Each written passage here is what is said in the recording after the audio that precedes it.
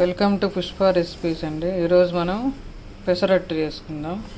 పెసరట్టు అంటే పాలకూర మసాలా పెసరట్టు. ఈ దోసల పిండి పెసరపప్పు బియ్యం రాత్రి నానబోసి నిన్న పొద్దున్న నానబోసి రాత్రి రుబ్బాను.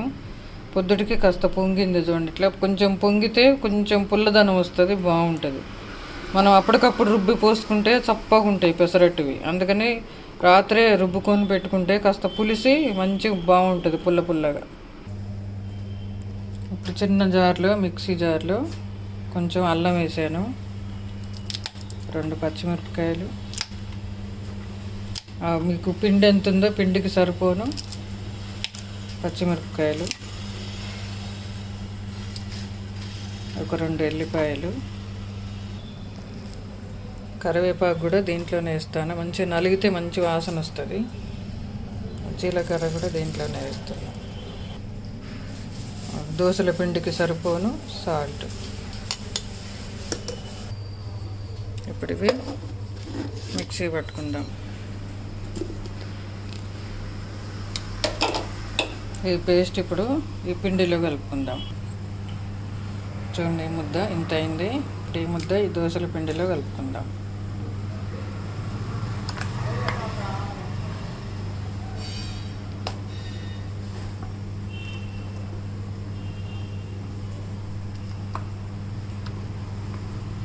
సాల్ట్ దోసల పిండికి సరిపోను సాల్ట్ వేసుకున్నాం కదా, ఇంకా అక్కర్లేదు. ఇప్పుడు కొంచెం గరం మసాలా,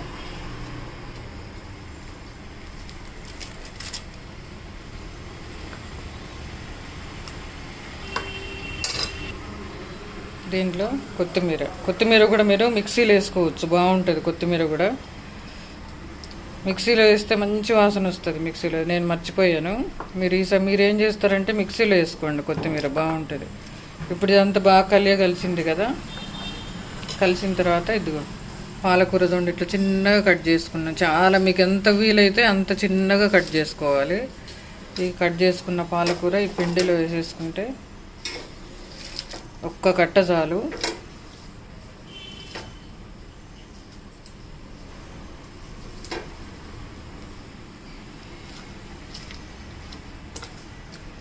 బాగా చిన్నగా కోసుకోవాలి. నేను కోసిన దానికన్నా ఇంకా చిన్నగా కోయండి మీరు, బాగుంటుంది చిన్నగా కోస్తే.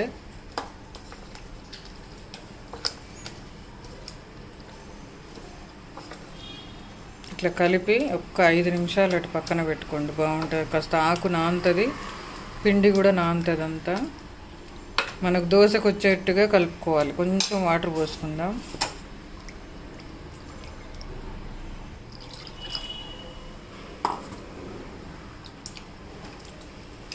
ఆకు ఇంకా కాస్త చిన్నగా గొయ్యాలి, పెద్దగా అయింది.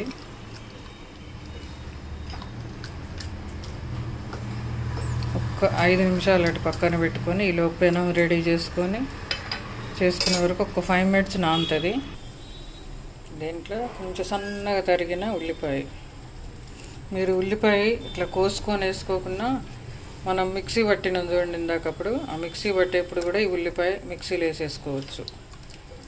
మిక్సీలో వేసుకుంటే కూడా మంచి టేస్ట్ వస్తుంది, వాసన దోశ మసాలా వాసన వస్తుంది.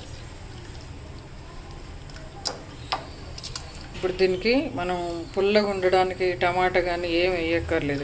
ఎందుకంటే చూడండి, నేను పప్పు నానబెట్టేప్పుడు మజ్జిగలో నానబెట్టా. పెసరపప్పు పొట్టుపప్పు వేసా.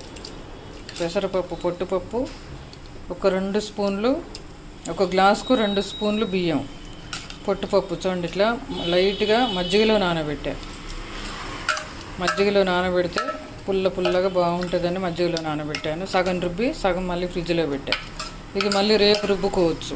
ఒకేసారి రుబ్బుకొని పెట్టుకోకుండా మనకు రేపటికి ఎంత కావాలో అంత రుబ్బుకొని మిగిలిన పప్పు దీన్ని ఫ్రిడ్జ్లో పెట్టేసుకోవచ్చు, మళ్ళీ రేపు రుబ్బుకోవచ్చు. ఇప్పుడు ఆ మజ్జిగలో నానబెట్టిన పప్పే ఇది. అందుకని మనకు పులుపు కోసం ఏం వేయక్కర్లేదు. మజ్జిగలో నాని పులుపు వచ్చింది, అందులో రాత్రి నానబెట్టినాం కాబట్టి ఇంకా బాగా వచ్చింది. ఇప్పుడు దీన్ని దోశ పోసుకుందాం. కొంచెం నెయ్యి కరగబెట్టుకుందాం.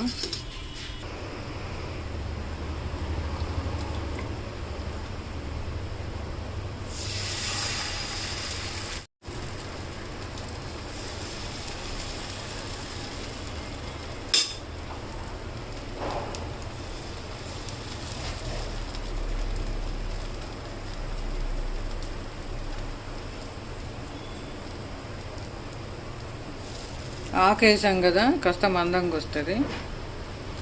చూడండి, రాత్రి రుబ్బుకున్నాం కదా, అందుకని మంచి వాసన వస్తుంది. పుల్లగా మసాలా వాసన మంచిగా వస్తుంది. మీరు మజ్జిగ లేకపోయినా మీకు పెసరట్టుకు ఎట్లా పోసుకోవాలో తెలుసు కదా.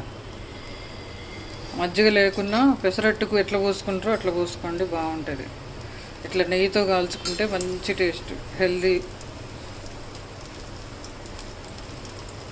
చూడండి, అట్లా వేసుకొని కాస్త మీడియం ఫ్లేమ్లో పెట్టుకొని మూత పెట్టేసుకుందాం. ఒక 2 మినిట్స్ ఆగి తీసి ఉల్టా వేసుకుందాం.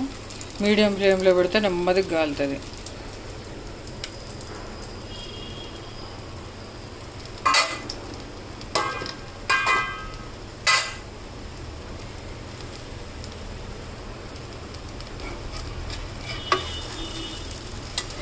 చూడండి, ఇట్లా పొంగిందో, ఇట్లా పొంగితే ఆకు మంచిగా ఉడికిపోద్ది.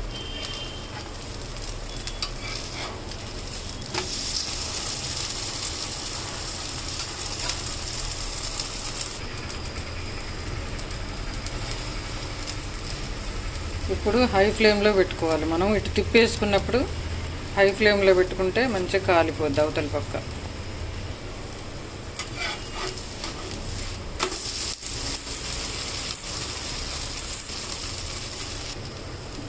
చూడండి, ఈ దోశ కాస్త మందం వస్తుంది. ఆకులు ఉన్నాయి కదా, నేను కాస్త పెద్దగా కోసాను ఆకు. మీరు ఈసారి చిన్నగా కోసుకోండి, బాగుంటుంది. తురుగుతుంది చూడండి, అంత చిన్నగా ఒక్క కట్ట చాలు, బాగుంటుంది. ఇట్లా చూడండి, ఉడికిపోయింది ఆకు. 2 మినిట్స్లో ఆకు ఉడికిపోద్ది. అయిపోయింది, కాలింది, తీసేసుకుందాం. చూడండి ఎట్లయింది. ఇట్లా అంటే కాస్త నెయ్యి అంతా స్ప్రెడ్ అయిపోద్ది.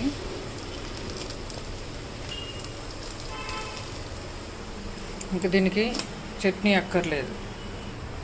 కాస్త కారం తగ్గినట్టు అనిపించింది, టేస్ట్ చేశాను, అందుకని కొంచెం కారం వేసుకుంటున్నాం. ఎందుకంటే దీనికి చట్నీ వేసుకొని తినాం కదా. మీ ఇష్టం, చట్నీ చేసుకున్నా పర్లేదు, చేయకున్నా పర్లేదు. నేనైతే చట్నీ వేసుకోను.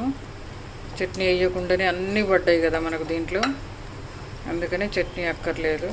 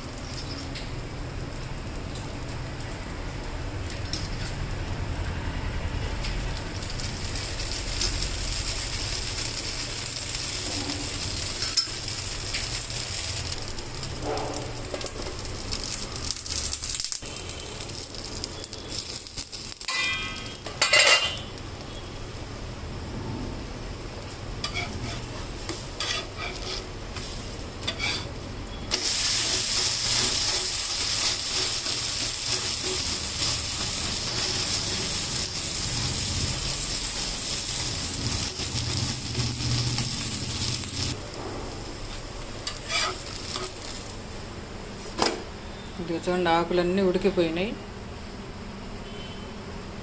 పాలకూర, పెసరట్టు పాలకూర మసాలా దోశ. ఇంకా మనం చట్నీలు కూడా అక్కర్లేదు. బాక్స్లో పెట్టుకుంటే ఇట్లా పెట్టుకొని వెళ్ళిపోవచ్చు, పిల్లలకు పెట్టచ్చు. పిల్లలు ఒకవేళ ఆకులు తినకపోతే మిక్సీలో వేసేయండి కనబడకుండా. మనమైతే తినొచ్చు కదా పెద్దోళ్ళం, అందుకని బాక్స్లో పెట్టుకొని పోవడానికి కూడా చాలా బాగుంటుంది టేస్ట్. అన్నీ పడినాయి దీంట్లో కాబట్టి ఇంకా కర్రీలు చట్నీలు ఏమి అక్కర్లేదు. అంతేనండి, మీరు ట్రై చేయండి ఒకసారి, చాలా బాగుంటాయి.